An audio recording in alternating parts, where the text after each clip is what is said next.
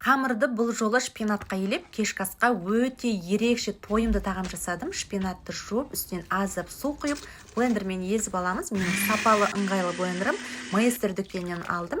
Оның үстінен 2 жұмыртқа, тұз, ұнын салып, қатты қамыр илеп, 3-4 минутқа қалдырамыз. Maester дүкенінен сонымен қатар өзіме осылай көптен армандап жүрген көмекшімді алған болатынмын. Бұл лапша резка 3 түрлі насадкасы бар. Тек қана лапшаны кесіп қана қоймай, қыздар қамырды әдемілеп жайып алуға да болады екен.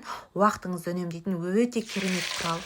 Етімізді әбден қуырғаннан кейін пиязды да қуырамыз, дәмдеуіштерін саламыз, көкөністерді салып су құйып, еті піскенше бұқтырамыз. Картоп, бұрышты да салып, яғни бұқтырып пісіріп аламыз. Ал енді қамырды ұсақ бөліктерге бөліп, осы қамыр жайғыш бөлігінен өтіп, қамырымызды жайып аламыз. Бұл жерде қамырды 6 түрлі режиммен жаюға болады. Яғни қалың, орташа, өте жіңішке деген осындай режимдері де бар екен. Ал енді осы әп-әдемі қамырымызды осындай әдемі лапшалар жасап алдым. Бұл жерде бұдан да басқа жіңішке лапша жасайтын екінші насадкасы да бар. Енді қайнап тұрған суымызға салып лапшаларымызды 5-6 минуттай пісіріп алатын боламыз. Енді дәмі өте керемет болып шықты. Міндетті түрде жасап көріңіздер. Лапша резка кәдімгідей маған көмек болды десем болады. Тіпті осы лапшалардың барлығын бір 6-7 минуттың ішінде бітіріп алдым десем де болады. Баршаңызға ас болсын, міндетті түрде жасап көріңіз.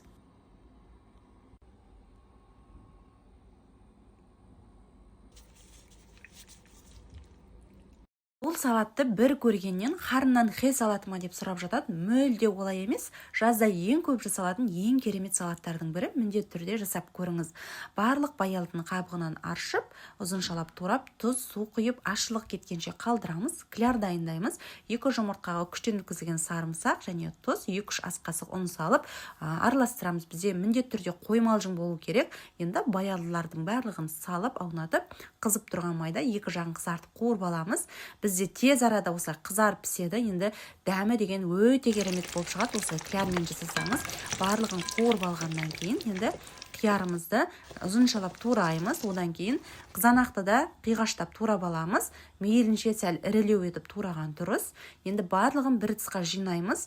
Және мен морковче салаты қостым. Ол болмаса сәбізді күштен өткізіп қоссаңыз болады. Және тағы да күштен өткізілген сарымсақ, ақжелкен, аскөк, уксус 9%-лық тұз және 1 ас қасық соевый соус қосып жақсылап тұрып араластырамыз. Бізде бұл салат тез арада дайын болады. Өте керемет болып шығады. Сондай-ақ сочный болады. Міндетті түрде жасап көріңіздер. Дәмінің өзі енді өте ерекше болып шығады. Және менің пайдалы парақшама тіркелмесеңіз, міндетті түрде тіркеліп алыңыз. Парақшамда түрлі пайдалы рецептерді көре аласыз. Баршаңызға ас болсын. Жұмыстан шаршап келгенде, түк істегілеріңіз келмегенде осы оп-оңай тағам жасап көріңіздер. Тек бірінің үстіне бірін қойып духовкаға салып пісіріп аласыздар ғой. Дәмі деген енді сочный, мощный, керемет болып шығады. Алдымен фаршқа тұз бұрышымыз қосып араластырып, противенге осылай жайып шығамыз қолымызбен басып. Арасына жаққанға қаймақ, майонез және күштен өткізілген сарымсақты қосып араластырдым. Сіздер үйде не бар, тек қана майонез немесе қаймақтың өзімен жасай берсеңіздер болады. Міндетті түрде арасына сарымсақ қосыңыз, керемет дәм береді. Бір слой жағып шығып, үстінен биттің қабығынан жұқа етіп туралған картоптарымызды осылай қойып шығамыз. Картопты бұлай турауда енді міндетті емес, үкіштен өткізіп қоссаңыз да болады. Тағы бір слой қаймақтан жағып, одан кейін жұқалап туралған қызанақтарымызды қойып шығамыз. Қыздар, бұл жерде қызанақты да дәл осылай қою міндетті емес. Үйде қандай көкөніс бар, кез келген көкөністі қосып, капуста, сәбіз барлығын қосып жасай берсеңіздер де болады. Ең үстінен осылай үкіштен өткізілген ірімшіктерімізді осылай себелеп отырып жайып шығатын боламыз.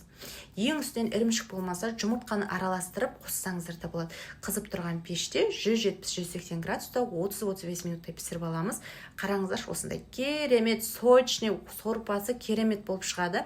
Енді бізге қатты ұнады, міндетті түрде жасап көріңіз.